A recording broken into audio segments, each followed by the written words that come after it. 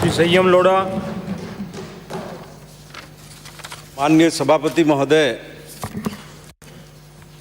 मैं आपका आभारी हूं कि आपने मुझे पुलिस और कारागार की मांग पर अपनी बात रखने का मौका दिया। अभी मैं प्रतिपक्ष के उपनेता का ट्रांसपेरेंसी इंटरनेशनल की रिपोर्ट लेकर उनका सारगर्भित उद्बोधन सुन रहा था। माननीय सभापति महोदय, राम तेरी गंगा मैली हो गई, उसके हवाले से उन्होंने कहा। अब ये गंगा माननीय सभापति महोदय राजस्थान में तो है नहीं, तो मैली जिस जगह हुई है वहीं जाकर साफ करने का काम करना चाहिए। और ट्रांसपेरेंसी इंटरनेशनल के चेयरमैन अभिनव ने अपनी रिपोर्ट में कहा है कि दुनिया के देशों में भारत भ्रष्टाचार के मामले में 78वें स्थान पर है। और उन्होंने इस मुल्क में जो सर्वे कराया, देश के माननीय सभापति महोदय, पिछले साल 36% लोगों ने यह कहा था कि रिश्वत के बिना भारत में कोई काम नहीं होता। और देश के लोकप्रिय प्रधानमंत्री के इस मुल्क में इस बार ट्रांसपेरेंसी इंटरनेशनल की रिपोर्ट में 38% लोगों ने यह कहा है कि रिश्वत के बिना कोई काम नहीं हो। मतलब 2% इजाफा पूरे मुल्क में हुआ है। और इतना ही नहीं माननीय सभापति महोदय, जो लोग ये समझते हैं कि रिश्वत एक सुविधा शुल्क है, पिछले साल के सर्वे में देश के 22% लोगों ने यह कहा था कि रिश्वत सुविधा शुल्क है। और इस बार लोकप्रिय प्रधानमंत्री के इस मुल्क में वो संख्या बढ़कर के 26% हो गई है माननीय सभापति महोदय। और प्रतिपक्ष के उपनेता ने यह नहीं बताया कि विदेशी रिश्वत को लेकर के जो जांच करने का मामला है, 2016 से 19 के बीच में भारत सरकार ने विदेशी रिश्वत को लेकर के कोई जांच नहीं की। यह भी उसी ट्रांसपेरेंसी इंटरनेशनल की रिपोर्ट ने कहा है। माननीय सभापति महोदय, OECD के जो 47 देश है, एक्सपोर्टिंग करप्शन 2020 के नाम से जो ट्रांसपेरेंसी इंटरनेशनल ने रिपोर्ट जारी की है, रिश्वत के खिलाफ, विदेशी रिश्वत के खिलाफ सक्रिय रूप से सिर्फ 4 देशों ने वो कानून लागू किया है और भारत उसमें नहीं है। माननीय सभापति महोदय, हांगकांग और भारत ने पूरे 4 साल के विदेशी रिश्वत को लेकर के एक भी जांच नहीं करवाई। माननीय सभापति महोदय, हम लोग माननीय सभापति महोदय इमोशनल लेवल पर और मेंटल लेवल पर बैंकरप्ट हो चुके हैं।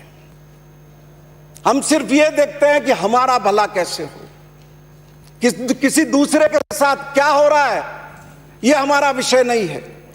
और इसी कारण से हमारी व्यवस्था, हम लोग, हमारा समाज पतन की ओर माननीय सभापति महोदय अग्रसर है। लेकिन इन परिस्थितियों में भी हमें यह स्वीकार करना पड़ेगा, और मैं उम्मीद तो करता था कि प्रतिपक्ष के हमारे उपनेता, जिन्होंने भारतीय जनता पार्टी की ओर से आज के सदन में बहस शुरू की है, उनका बहुत लंबा राजनीतिक जीवन है, सत्ता में भी रहे, प्रतिपक्ष में रहे हैं। आज जो भ्रष्टाचार के खिलाफ मुख्यमंत्री अशोक गहलोत की प्रतिबद्धता के कारण और भ्रष्टाचार निरोधक विभाग के हमारे डीजी और हमारे एडीजी की लीडरशिप के कारण राजस्थान में जो माहौल बना है भ्रष्टाचार के खिलाफ, उसके लिए उनको धन्यवाद देना चाहिए। अभी वो बात कर रहे थे डिजिटल वॉइस लॉगर की, जिसके मुख्यमंत्री जी ने बजट में ऐलान किया है, और धारीवाल साहब को धमका रहे थे, देख लेना।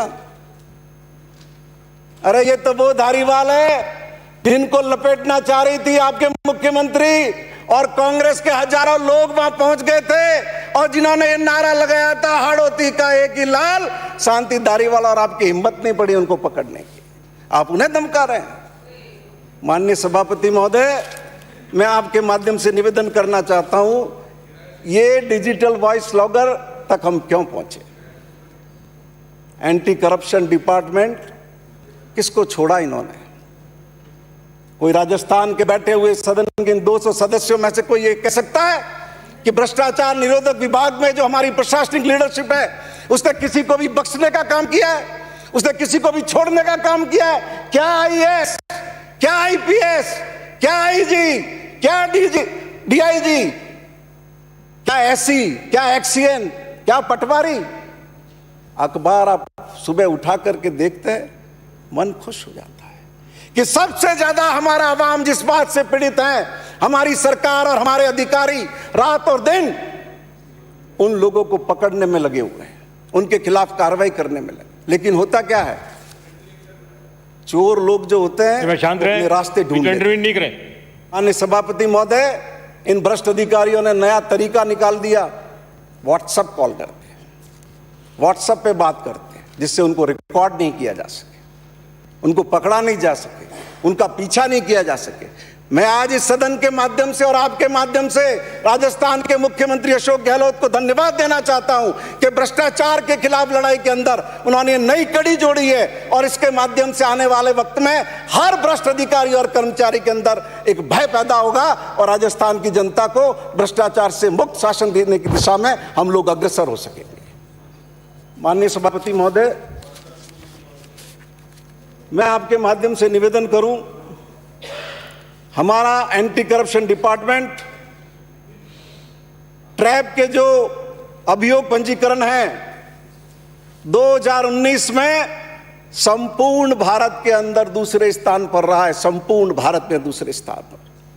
चालान पेश करने में संपूर्ण भारत में दूसरे स्थान पर रहा है और कुल अभियोग दर्ज करने में भी संपूर्ण भारत के अंदर दूसरे स्थान पर रहा है। क्या हम सबका दायित्व नहीं बनता? कैसे योग्य अधिकारियों की टीम को एक बार टेबल थपथपा करके उनको धन्यवाद और बधाई दें? क्या आपने हमारा गर्व से सीना चौड़ा कर दिया? पूरे हिंदुस्तान के अंदर जब चारों तरफ दलदल का माहौल है, गिरावट का माहौल है, उस माहौल के अंदर आपने इतनी मजबूती के साथ काम किया। माननीय सभापति महोदय, मैं आपके माध्यम से निवेदन करना चाहूंगा, हम लोग इस बात से बहुत चिंतित रहते हैं, कहीं पर अन्वेषण में दिक्कत हो जाती है, ढीलम ढाला जांच रह जाती है, कभी गवाह हॉस्टाइल हो जाते हैं, कभी पैरवी करने वाले वकील ढंग के नहीं होते, कई ऐसे कारण होते हैं जिनसे लोगों को सजा नहीं मिलती।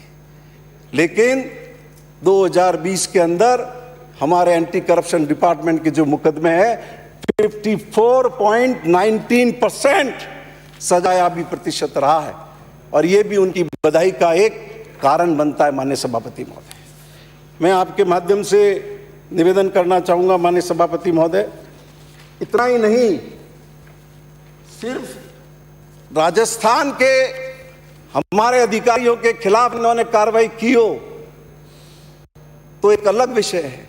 खाली एक महीने नवंबर के 20 दिनों में हमारे एंटी करप्शन डिपार्टमेंट ने यूनियन ऑफ इंडिया के 9 अधिकारियों को पकड़ा है, सिर्फ 20 दिनों। माननीय सदस्य, यहां तक आवाज आ रही है। इससे आप अंदाजा लगाइए कि लोगों की इस पीड़ा का समाधान करने की दिशा में किस तत्परता और किस लगन से भ्रष्टाचार निरोधक विभाग के अधिकारी माननीय सभापति महोदय लगे हुए हैं।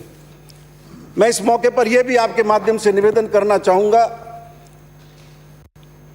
कई चीजों को ढंग से देखने की जरूरत है, रिव्यू करने की जरूरत है और वो इसलिए जरूरत है कि उसको और बेहतर किया जा सके। पेंडेंसी ऑफ जो केसेस हैं 2014 में माननीय सभापति महोदय 2501 केस पेंडिंग थे, 2015 में बढ़कर 2781 हो गए, 2016 में बढ़कर पेंडिंग केसेस की संख्या हो गई 2938, 2017 में हो गई 3025, 2018 में हो गई 3062, 2019 में हो गई 3056 और 2020 में माननीय सभापति महोदय 3000 से भी ऊपर उसका आंकड़ा है, लेकिन पूरा फिगर मुझे मिला नहीं है। और नंबर ऑफ केसेस जो ईयर वाइज 2014 में 418, 2015 में 333, 16 में 271, 2017 में 290, 2018 में 278, 2019 में 232 और 2020 के 198। माननीय सभापति महोदय, मैं एक फिगर और कोट आपके सामने करना चाहूंगा, वो सजा के प्रकरणों का है। आलोचना तो किसी की भी की जा सकती है, लेकिन जब वर्ष दर वर्ष हम अगर आंकड़ों पर गौर करेंगे तो हमें लगेगा और हमें ये जानकारी मिलेगी कि हमारा भ्रष्टाचार निरोधक विभाग लगातार बेहतर काम कर रहा है। माननीय सभापति महोदय, 2014 में सजा के प्रकरणों की संख्या थी 75, 15 में 75, 16 में 75, 17 में 102, 18 में 127 और वो बढ़कर 2019 में माननीय सभापति महोदय 142 तक पहुंच गए। माननीय सभापति महोदय, इसी तरीके से सजा का प्रतिशत भी मैं आपको निवेदन कर दूं ताकि हमारे प्रतिपक्ष के उपनेता की जो चिंता है उस पर थोड़ा मरहम लग सके। माननीय सभापति महोदय, 2015 में सजा का प्रतिशत था 46.29, 2016 में हुआ 46.87, 2017 में हुआ 45.73, 2018 में हुआ 46.69 और 2019 में अशोक गहलोत की सरकार में 54.19 और 2020 में 52.83। अब आप बताइए, हमारे मुख्यमंत्री अशोक गहलोत वसुंधरा राजे से कितने बेहतर हैं? ये गवर्नेंस के फिगर, ये सजा का प्रतिशत, पैरवी का के प्रति एक मॉनिटरिंग, ये सभी इसका आधार बनते हैं कि हमारी सरकार भ्रष्टाचार मुक्त शासन लोगों को देना चाहती है। जो लोग करप्ट है उनके अंदर भय पैदा करना चाहती है और लोगों के काम सहजता से, सुगमता से, आसानी से हो सके, इस बात के वातावरण का निर्माण करना चाहती है। माननीय सभापति महोदय, अब मैं बरी के प्रकरणों का भी आपको फिगर सुना दूं ताकि हमारे प्रतिपक्ष के उपनेता जो प्रदेश के लोगों की चिंता करते हैं रात को आराम से सो सके। माननीय सभापति महोदय, 2014 में जो बरी के प्रकरणों की संख्या 2017 में 121 थी, 2018 में 100 बढ़कर के 145 हो गई, वो 2019 में 120 हुई, कम हुई 2019 में और 2020 में 50। तो आप किस आधार पर भ्रष्टाचार निरोधक विभाग की कार्रवाई का विरोध कर रहे हैं, ये मैं माननीय सभापति महोदय समझ नहीं पा रहा। और माननीय सभापति महोदय, ऐसा नहीं है कि भ्रष्टाचार निरोधक विभाग ने अपने काम का मूल्यांकन करने की चेष्टा नहीं की। अपने विभागीय काम का भी उन्होंने बहुत बेहतरीन तरीके से माननीय सभापति महोदय मूल्यांकन करने का प्रयास किया और ये पाया कि राजस्थान के 11 जिलों के अंदर जो एसीबी की टीम है वो बेहतरीन काम नहीं कर रही। उसका राजस्थान के डीजीपी ने नोटिस लिया और इसको रिव्यू किया कि तमाम संसाधन, तमाम सुविधाएं देने के बाद भी दूसरे जिले बेहतर काम कर रहे हैं, 11 जिलों के लोग काम क्यों नहीं कर रहे हैं। और अपने तरीके से, चाहे प्रेम से हो, पुचकार करके हो, नोटिस के हो, सजा के हो, उनमें इस बात की प्रेरणा पैदा करने की कोशिश की कि राजस्थान के दूसरे जिले जिस रूप में बेहतर काम कर रहे हैं, आप भी उसमें बेहतर काम करें। और खाली कोई पर्टिकुलर एक डिपार्टमेंट को टारगेट करके विभाग कार्रवाई कर रहा हो, ऐसा भी नहीं है। हर विभाग, नारकोटिक्स डिपार्टमेंट, एडिशनल कमिश्नर, अधीक्षक, उनके खिलाफ एक्शन हुआ। बजरी के खिलाफ में प्रकरण दर्ज हुए, बजरी के मामलों को लेकर, अवैध ट्रांसपोर्टेशन को लेकर।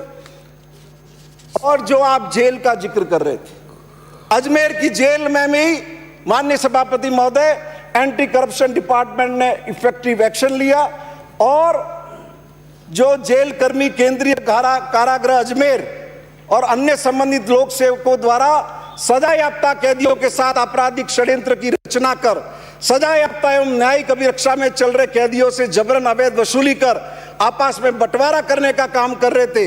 5 जेल कर्मियों सहित 13 लोगों को माननीय सभापति महोदय एंटी करप्शन में डिपार्टमेंट ने कार्रवाई की। अब जेल तक पहुंच गए, और क्या चाहते हो आप? जेल के भीतर तक पहुंच गए।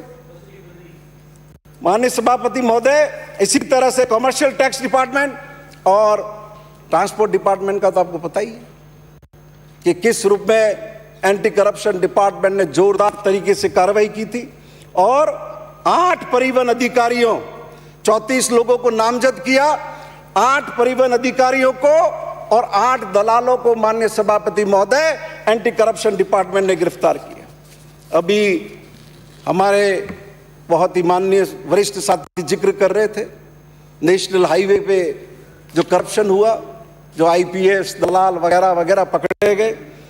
माननीय सभापति महोदय, आप अंदाजा लगाइए कितना मुश्किल काम होता है ऐसे ट्रैप करना, ऐसे पकड़ना। मैं तो गदगद हूं कि इस तरीके से एक आरएस ऑफिसर सीएम की वीडियो कॉन्फ्रेंस में बैठे हुए बात कर रही है, वीडियो कॉन्फ्रेंस में बैठे हुए और डन कर रही है, और उसको उन्होंने बाहर निकलते ही दबोच लिया। इससे बेहतरीन क्या होगा? पूरे राजस्थान के अंदर एक संदेश गया और ये वातावरण बना कि राजस्थान की सरकार, चाहे बड़े से बड़ा अधिकारी हो, बड़ी से बड़ी अधिकारी, आरएस लेवल के अधिकारी हो, आईपीएस लेवल के अधिकारी हो, उन्होंने एक हिम्मत से कार्रवाई की। मैं एक आपको शेयर करना चाहता हूं एक बात। मैं जब पहली बार एमएलए बना, हमारे कलेक्टर गड़बड़ाद में थे। एसीडी की टीम ने अपना केस ढूंढा, पहुंच गए सिरोही, और कलेक्टर के पीए को माननीय सभापति महोदय ट्रैप कर रहे। हमें यह जानकारी थी कि वो कलेक्टर माउंट आबू से पहले वाली रात को 3 लाख रुपए लेकर के आए। हमने प्रयास किया कि उसके घर छापा पड़े। तब जो डीजीपी थे, मैंने उनसे कहा फोन करके, तो उन्होंने कहा नहीं, हम कलेक्टर के गवर्नमेंट रेजिडेंस पर छापा नहीं मार सकते, नहीं पकड़ा गया। लेकिन उस मामले में फंसा वो जो उसका पीए ट्रैप हुआ, और ये बातें करते बड़ी बड़ी, इन्हीं की मुख्यमंत्री वसुंधरा राजे ने उस कलेक्टर की अभियोजन स्वीकृति देने से मना कर दिया था 2017 के अंदर माननीय सभापति में। और मैं बताऊंगा कि 5 साल में किन किन लोगों के खिलाफ आपने अभियोजन स्वीकृति देने से मना किया है। खाली बड़ी बड़ी बातें सिर्फ भाषण देने के लिए यहां करने से कुछ नहीं होता। जब शासन में बैठे होते हैं, सरकार का हिस्सा होते हैं, मंत्री होते हैं, तब हमें हिम्मत होनी चाहिए ये कहने की कि आप फला अधिकारी के खिलाफ अभियोजन स्वीकृति क्यों नहीं दे रहे। जब डीओपी मांग रही है, जब एंटी करप्शन डिपार्टमेंट हो रहा है, तब तो हम ढीले पड़ जाते हैं। हम देखें हमारा मंत्री पद बला, हम बेला। माननीय सभापति महोदय, अब मैं निवेदन आपके माध्यम से करना चाहूंगा। माननीय सभापति महोदय, एंटी करप्शन डिपार्टमेंट ने अपने लोगों को काम में पुलिस से रखने के लिए, पुलिस से लेने के लिए अपने रूल्स बना रखे हैं, और डिपार्टमेंट ऑफ पर्सनल ने 16 सितंबर 2011 को इसका नोटिस को नोटिफाई किया है। अब मैं माननीय सभापति महोदय थोड़ा सा इसका अंश आपको सुनाना चाहता हूं। इसका rule 7 tenure. After the commencement of these rules, all appointments to the post as mentioned in column 2 of Schedule 1 in the Anti-Corruption Bureau shall be held by the person so appointed for a tenure ordinarily not exceeding 2 years, which may be extended by the Director General or an officer authorized by him in this behalf for further term not exceeding 1 year at time, but the total tenure at a stretch shall not exceed 6 years in any case. अब मैं सभापति महोदय, मंत्री जी, आपका ध्यान चाहूंगा कि आप इस रूल का वायोलेशन किस आधार पे कर रहे हैं। क्या सरकार रूल की पालना करने के लिए बाध्य नहीं है? आपने 6 साल से ज्यादा कितने अधिकारियों को एंटी करप्शन डिपार्टमेंट के अंदर बिठा रखा है? और आप जवाब दे, जब आज ही आप घोषणा करना कि जितने भी इस रूल के वायोलेशन में एंटी करप्शन डिपार्टमेंट में अधिकारी बैठे हुए हैं, आज ही उनको आप कार्य मुक्त करते हैं। जब तो ये जो वहां लंबे समय से बैठे हुए षड्यंत्र फैल रही है, उस षड्यंत्र पर कुछ चेक लगेगा। होता क्या है, आपके लंबे समय से अधिकारी बैठे हुए होते हैं, वो कांस्टेबल ही खबर दे देता है टीम आ रही है, वो सब इंस्पेक्टर खबर दे देता है टीम आ रही है, और आपका ट्रैप फेल हो जाता है। और आप जवाब दे बताना कि आपके कितने कांस्टेबल, कितने सब इंस्पेक्टर ऐसी सूचना देने के मामले में सस्पेंड हुए हैं, कैसे कितने लोग इसमें कार्रवाई के अंदर बाधा बने हैं। हम ही रूल बनाते हैं माननीय सभापति महोदय, और हम ही इसकी पालना नहीं करते। ये जरूर है कि अगर उसका प्रमोशन हो जाता है तो फिर से वो आ सकता है, लेकिन विदाउट प्रमोशन एक ही जगह पर अगर वो इतने इस अवधि से ज्यादा रहता है तो नियमानुसार आप उसको नहीं रख सकते। और मैं समझता हूं कि ये आपने जो कार्मिक विभाग की ओर से रूल नोटिफाई किया है, इसकी आप पालना करने के लिए माननीय मंत्री जी आप बाध्य है। अब माननीय सभापति महोदय, मैं एक और बिंदु की ओर माननीय मंत्री जी का ध्यान आकृष्ट करना चाहूंगा। आप अगर एंटी करप्शन डिपार्टमेंट की कार्रवाई की तरफ निगाह डालेंगे तो बहुत से ऐसे विभाग हैं जिनमें आप ट्रैप कर लो, जिनमें आप कुछ भी कर लो, वो आपको अभियोजन स्वीकृति देते ही नहीं है, और उसमें आप हेल्पलेस हैं। आपने जो जो प्रयास किए उस सब का भी कोई नतीजा नहीं निकला। मैं आपको ये परिपत्र कार्मिक विभाग का जो 2001 में कार्मिक विभाग ने जारी किया है, उसका छोटा सा अंश में पढ़ के सुनाता हूं। भ्रष्टाचार निरोधक ब्यूरो द्वारा राज्य सरकार को अवगत करवाया गया है कि विभागाध्यक्षों द्वारा कई उचित प्रकरणों में अभियोजन स्वीकृति जारी करने एवं विभागीय कार्रवाई प्रारंभ करने से इनकार कर दिया जाता है, जिसके कारण भ्रष्टाचार के निरंतर फैलते रहने की संभावना प्रबल होती है एवं सरकार की स्वच्छ, पारदर्शी एवं ईमानदार प्रशासन की छवि बिगड़ती है। ये 30 मई 2001 को कार्मिक विभाग ने निकाला है, और उसमें आपने प्रक्रिया निश्चित की है लास्ट में। जैसे ही कोई प्रकरण भ्रष्टाचार निरोधक ब्यूरो पुलिस विभाग द्वारा अभियोजन स्वीकृति हेतु विभागाध्यक्ष को भेजे जावें तो संबंधित विभागाध्यक्ष द्वारा उस प्रस्ताव पर को समाप्त करने की स्थिति हो तो मुख्य सतर्कता आयुक्त का भी परामर्श लिया जाना चाहिए। और उसके बाद में आपने क्या किया, ये 2030 का था, और उसके बाद में आपने फिर अप्रैल 6 2002 में आपने नया इसको क्लियरिफाई करते हुए नया ऑर्डर निकाल दिया। तो फिर वही डाक के 3 पात हो गए, और आज आप वहीं आकर के खड़े हो गए। इसका मैं कंक्लूडिंग पैरा पढ़ लेता हूं, Ashok Sampatram secretary to government का है। It would not be proper for the next higher authority to issue the sanction for prosecution where the competent authority is of the view that it is not a case where sanction for prosecution should be accorded। तो मजे आ गए सबको, और मजे आने का नतीजा ये हुआ कि वो नगर पालिका, पंचायत समिति, ग्राम पंचायत, ये जितने भी विभाग हैं, इनकी जो अपॉइंटिंग अथॉरिटी है, ट्रैप करो कुछ भी करो, वो देती नहीं है अभियोजन स्वीकृति, और फिर आप कुछ नहीं। तो आप कोई इसका रास्ता ढूंढिए कि जब आपने ट्रैप किया है, रंगे हाथों पकड़ा है, तो उसके खिलाफ कार्रवाई तो होनी चाहिए। 20 साल से 21 साल से हम लेकर के बैठे हुए हैं, अलग अलग तरह के सर्कुलर हम निकालते रहते हैं और नतीजा कुछ नहीं आता। और फिगर उठा करके भी देखेंगे तो सबसे ज्यादा मंत्री महोदय आपका जो मूल विभाग है, ये पुलिस और जेल और एसीडी में तो आप डेपुटेशन पे और सिर्फ रिप्लाई देने के लिए, सबसे ज्यादा अभियोजन स्वीकृति नहीं मिलती है तो स्वायत्त शासन विभाग से नहीं मिलती, सबसे ज्यादा। और माननीय सभापति महोदय, मैं आपके माध्यम से विनती करूंगा, सबसे ज्यादा ट्रैप ऑफिसर भी होंगे तो आप ही के विभाग के होंगे। सबसे ज्यादा 16 की चार्जशीट होगी तो वो आप ही के विभाग के लोग ही, लेकिन वो बड़े मजे से फील्ड में नौकरी कर रहे हैं। आपका होता है 3 साल बाद वो सेक्रेटरी की लेवल की कमेटी है, वो रिव्यू करेगी, वो बहाल करेगी, कुछ नहीं। वो 3 साल सस्पेंड भी नहीं रहता, उससे पहले ही नौकरी पे आ जाता। तो मैं आपके माध्यम से विनती करूंगा, चूंकि आप अध्यक्ष महोदय की कृपा से आज हम एसीडी पर चर्चा कर रहे हैं, तो आपके खुद के विभाग की जो सबसे बड़ी कमी है उसको आप दूर करने की चेष्टा करेंगे।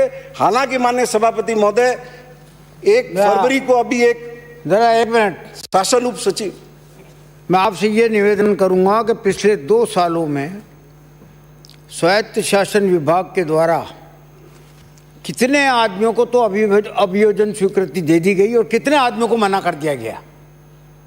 एक बात ये जरा मुझे आप सूचना प्रोवाइड करवा दें तो मेरे ख्याल से ज़्यादा बेहतर रहेगा। दूसरी बात आपने एक और कही, मैं उसके बारे में भी कहता हूँ कि उसको भी विस्तार से आप लिख करके अगर मुझे दे देंगे ना तो मैं मालूम कर लूँगा और उसका जवाब दे दूँगा। ये माननीय सभापति महोदय, पूरे राजस्थान में कोई नागरिक ये नहीं मानेगा कि शांति धारीवाल स्वायत्त शासन मंत्री को खुद के विभाग के बारे में जानकारी नहीं है। मुझे देने की आवश्यकता नहीं है, मुझे देने की आवश्यकता नहीं है। मैं इसीलिए कह रहा हूँ कि सब जानकारी में आप ये बता देना कि किस किस को नहीं दी को, मुझे इसकी जानकारी देने की जरूरत ही नहीं है। आप तो खाली अभी फोन करके लिस्ट मंगवा लो, आपके एसईडी के ट्रैप कितने हैं, 50% से कम मिल जाए तो विधानसभा छोड़ के चला जाऊंगा। प्लीज प्लीज प्लीज, ये फिगर सब मेरे देखे हुए हैं आपके, पर आप एटेंडम पूछेंगे मुझे कि अब लाके दो तो वो कहां से देंगे। अभी ये जो कमेटी बनाई है एक प्रशासन उप सचिव के दस्तखत से 1 फरवरी को, कि मुख्य सतर्कता आयुक्त को प्रेषित अनावश्यक प्रकरणों की समीक्षा हेतु माननीय राज्यपाल महोदय की आज्ञा से निम्नांकित अधिकारियों की एक स्टेट लेवल की कमेटी एसीडी के मैटर्स की समीक्षा के लिए गठित की जाती है, जिसमें आपने शासन सचिव गृह, एसीडी के डीजी, डीएलवी और ज्वाइंट सेक्रेटरी ग्रामीण विकास कार्य, ये सब आपने फिर एक कोशिश की है। लेकिन मैं आपके माध्यम से विनती करूंगा कि आप खुद के विभाग में ही इस पर ध्यान दें, जिससे निचले स्तर पर जो लोगों को दिक्कतें हैं उसका समाधान हो सके। माननीय सभापति महोदय, मैं मंत्री जी से यह भी निवेदन करूंगा, एसीडी के अंदर उप निदेशक राजस्व का पद खाली है, लंबे समय से एक्शन का पद खाली है, कौन ओपिनियन देगा? क्या ये जो पुलिस विभाग के अधिकारी है ये टेक्निकल एक्सपर्ट है? क्या ये रेवेन्यू डिपार्टमेंट का नॉलेज रखते हैं? और उससे भी ज्यादा आप जिस फरियादी जो आपके पास शिकायत लेकर के आता है कि मुझसे फला आदमी इतने पैसे मांग रहा है, आप कहते हो कि तू ला पैसे, तू ला। वो 50,000 रुपये मांग रहा है तो 50,000 रुपये उस आदमी को खुद को लेके आना है और वो जाकर के उसको देगा उस भ्रष्ट अधिकारी को, और फिर उसका वो 50,000 रुपया महीनों उल्टा ही रहेगा। वो 50,000 रुपया जो कहीं से भी वो लेके आया है, सालों तक 50,000 हो, लाख हो, 2 लाख, 4 लाख हो, वो सालों उसको नहीं मिलेगा। तो कृपा करो, आप 2.5 लाख करोड़ का बजट पेश करते हो, एक रिवॉल्विंग फंड दे दो इनको बड़ा 2-4 करोड़ रुपए का, ताकि ये एसीडी के अधिकारी उनको दे दे फरियादी को कि भाई हाँ ये पैसे यहां से ले जा, तो ये आपकी बड़ी कृपा होगी। और ये जो गुप्त सूचना फंड भी आपने एसीडी में एक बना रखा है, वो भी वो नीचे नहीं पहुंचता है। वो नीचे डिप्टी लेवल का आदमी, थानेदार लेवल का आदमी, वो जब ये मुकदमे को बनाने की कोशिश करता है, कभी गाड़ी देके बेचता है, कभी किसी को खाना खिलाता, क्या करता है, वो गुप्त सूचना फंड का पैसा उसको नहीं मिलता, वो जेब से ही भरता है वो। तो इसकी भी कृपा करो, या तो इस गुप्त सूचना फंड की कोई ऑडिट रखो जिससे मालूम पड़े, वरना बड़े बड़े अधिकारियों के स्तर पर ही ये गुप्त सूचना फंड निपट जाता है। और इसके अलावा भी मैं विनती करूंगा आपसे कि प्रोसिक्यूशन में भी आप 2-4 अधिकारी अपने यहां रखो। मामलों में स्पेशल केसेस सीबीआई जैसे केस ऑफिसर बनाती है, वैसे भी जो इंपॉर्टेंट केसेस आपके हैं उसमें आप कमिश्नरेट, आपके जो डीजी बैठते हैं उस लेवल पर और डीआईजी लेवल पर आप अलग से अधिकारी रखिए प्रोसिक्यूशन के एक्स्ट्रा, जिससे केसेस की पैरवी के अंदर पर्टिकुलर केसेस के मामलों में आप उनको लगा सकें। माननीय सभापति महोदय, अब मैं आपके माध्यम से निवेदन करूंगा, अभी हमारे प्रतिपक्ष के नेता बहुत केसेस का बता रहे थे, मैं निवेदन करूंगा आप, बीजेपी की सरकार ने 2014 में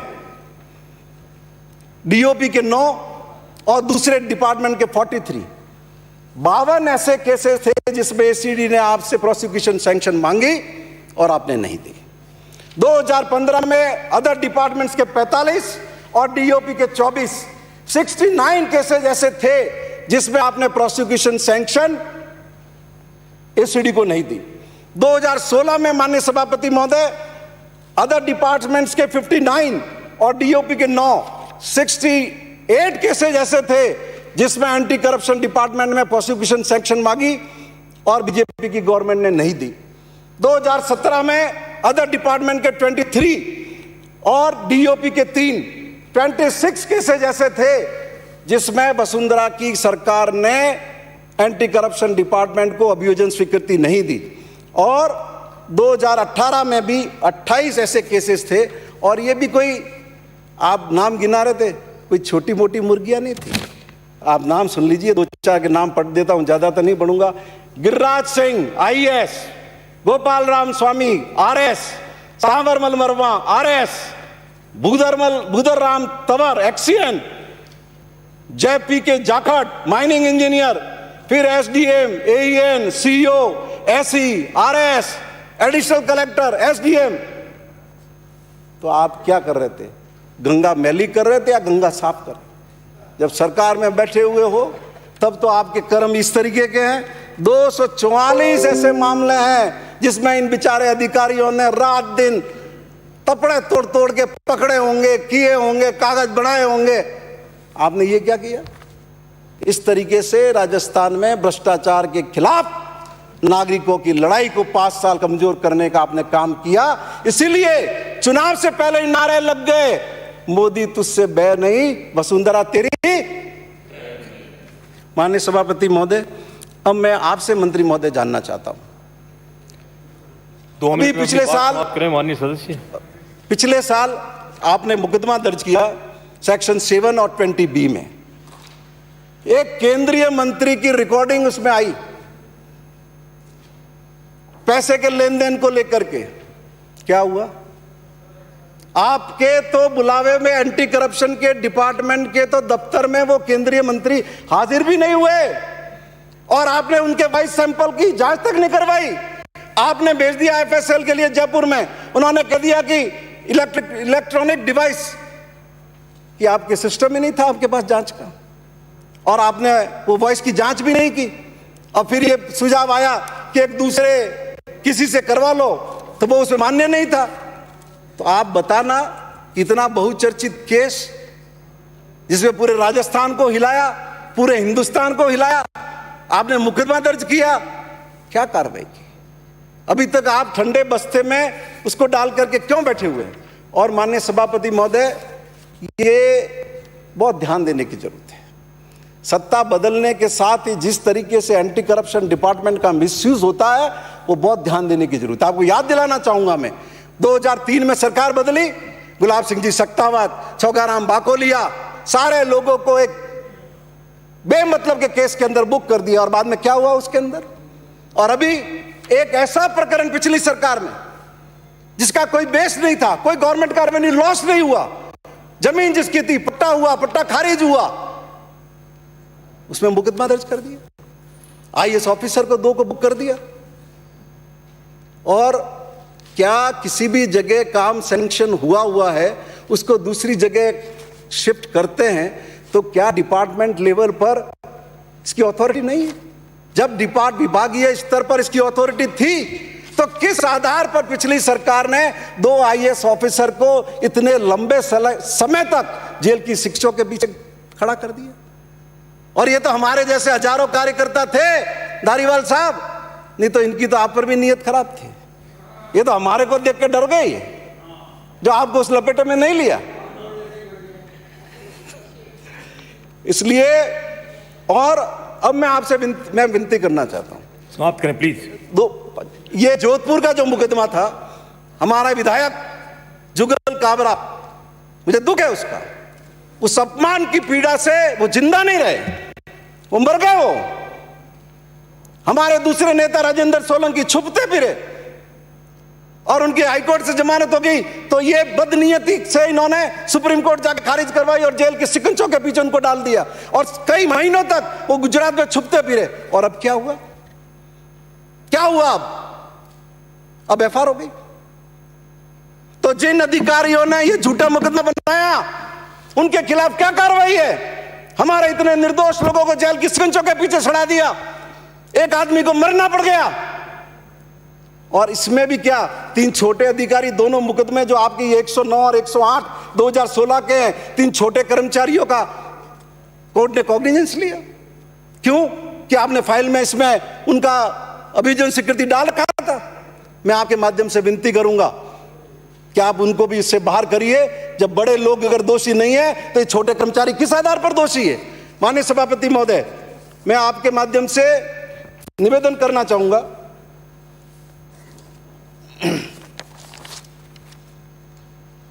कि 2 मिनट में आपके इसमें लूंगा जेल के बारे में, खत्म कर रहा हूं। एक तो माननीय सभापति महोदय, आप और हम सब जानते हैं हमारे स्कूल के टॉयलेट के क्या हाल है, हमारे हॉस्पिटल के टॉयलेट के क्या हाल है, जहां रात दिन हम लोगों का आना जाना है। कभी जाकर के जेल के टॉयलेट देखे कैसा हाल है उनके, किन परिस्थितियों के अंदर हम कैदियों को रख रहे हैं, किन अमानवीय हालात के अंदर रख रहे हैं। अपराध, कोई भी व्यक्ति सभापति महोदय जन्मजात अपराधी नहीं होता है, उसको उससे बाहर लाया जा सकता है, उसकी दूसरी क्षमता को विकसित किया जा सकता है। लेकिन हमारी सरकार को इसमें प्राथमिकता देनी चाहिए कि हम जेल में जिस तरह के भी कैदी हैं, मानवीय आधार पर उनको ठीक माहौल हम देंगे जिससे वो उससे बाहर आ सके। वरना जेल में भी उनको उसी तरह का माहौल माननीय सभापति महोदय मिलता है कि वो अपराध की दुनिया से बाहर नहीं आ पाते। और सिरोही का जो जेल है माननीय सभापति महोदय, बिल्कुल शहर के बीचों बीच में। अभी बीच में एक हत्या का आरोपी वहां से कूद के भाग गया। आप करें प्लीज, सहयोग अब वो अंधेरे में किसी को मार देता, माननीय सदस्य बीच मोहल्ले में है। माननीय सभापति महोदय, मैं आपके माध्यम से सरकार को, माननीय मुख्यमंत्री जी को और उनके जज्बे को सलाम करता हूं कि उन्होंने एक मजबूती के साथ राजस्थान की जनता को भ्रष्टाचार मुक्त शासन देने की दिशा में वो लगे हुए हैं। और एंटी करप्शन डिपार्टमेंट के अधिकारियों की पूरी टीम को राजस्थान की जनता की तरफ से बहुत बहुत बधाई देता हूं। श्री रामलाल शर्मा। माननीय सभापति महोदय, आपने मुझे मांग संख्या 16 पुलिस और भ्रष्टाचार निरोधक ब्यूरो पे विचार रखने की अनुमति दी, उसका मैं आपका आभारी हूँ। और सभापति महोदय, सिरोही से आने वाले माननीय सदस्य ने एसीबी की तारीफ की, तो एसीबी की तो मैं भी तारीफ करता हूँ कि एसीबी ने बहुत बेहतरीन काम किए और उन कामों की वजह से राजस्थान के अंदर भ्रष्टाचार करने वाले लोगों की मंशा के ऊपर पानी फिरता हुआ भी नजर आया। लेकिन सभापति महोदय, दूसरी, अभी विधानसभा में मैंने सरकार से पूछा कि 2015 के बाद में कितने ऐसे राजस्थान प्रशासनिक अधिकारी हैं जिनको इस सरकार ने अभियोजन स्वीकृति देने के लिए मना किया। और उन आंकड़ों के अंदर सभापति महोदय 9/10/2020 को राजस्थान के एक प्रशासनिक अधिकारी की अभियोजन स्वीकृति देने से सरकार ने मना किया। 7/9/2020 को एक राजस्थान के प्रशासनिक सेवा के अधिकारी को अभियोजन स्वीकृति देने से सरकार ने मना किया। 20/9/2019 को भी एक प्रशासनिक अधिकारी को अभियोजन स्वीकृति देने के लिए मना किया। 18/6/2019 को भी सरकार ने एक राजस्थान प्रशासनिक सेवा के अधिकारी को अभियोजन स्वीकृति देने के लिए मना किया। तो सिरोही से आने वाले मान्य सदस्य चीख चीख के ये कह रहे थे, और उन्होंने 15 से लेकर 18 तक तो बोला, लेकिन उन्होंने 18 के बाद में 19 और 20 का जिक्र क्यों नहीं किया? सिर्फ सदन में सनसनी पैदा करना उनका मकसद था। और सभापति महोदय, दूसरी बात मैं कहना चाहूँगा कि सरकार